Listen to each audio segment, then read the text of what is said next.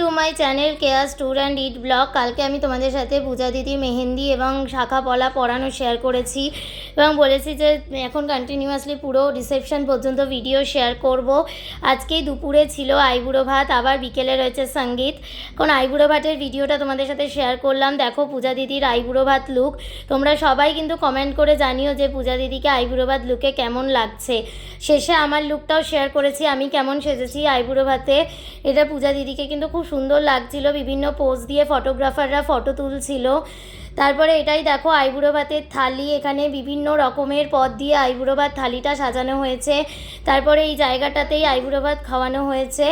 এখানে দেখো পুরো জায়গাটা সাজানো হয়েছে, অনেক লোক বসেছিল এখানে।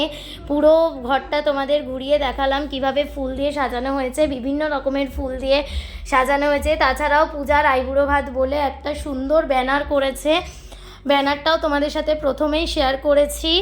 এরপরে হচ্ছে সবাই ওকে আশীর্বাদ করবে, প্রথমে হচ্ছে মা বাবা আশীর্বাদ করবে।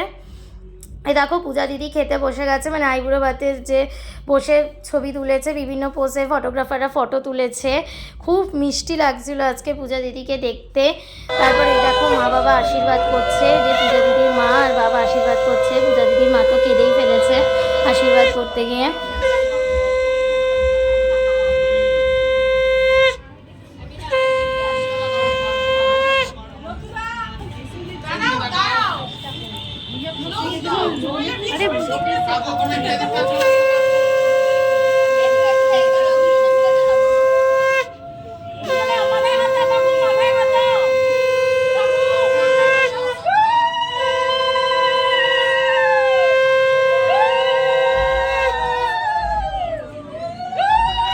এরপর পূজা দিদির একটা দিদা, মানে নিজের দিদা না, মানে মামি দিদা, তো সে আশীর্বাদ করলো।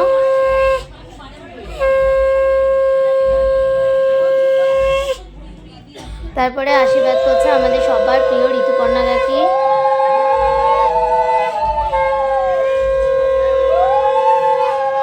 তারপর আমার মাও আশীর্বাদ করেছে, এবং আমার মা আশীর্বাদ করছে। তারপর বুড়ি কাকিমা আশীর্বাদ করেছে। তারপরে পূজা দিদি দুই মামা ও পিন্টু কাকু আশীর্বাদ করেছে। এই যে পূজা দিদির দুই মামা আর পিন্টু কাকু আশীর্বাদ করেছে।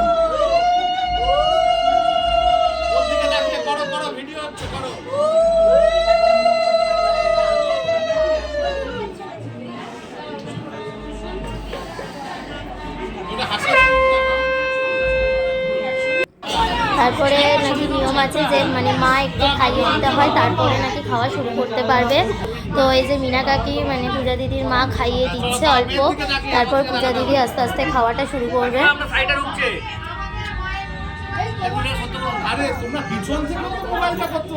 একটু সরো না, একটু সরো।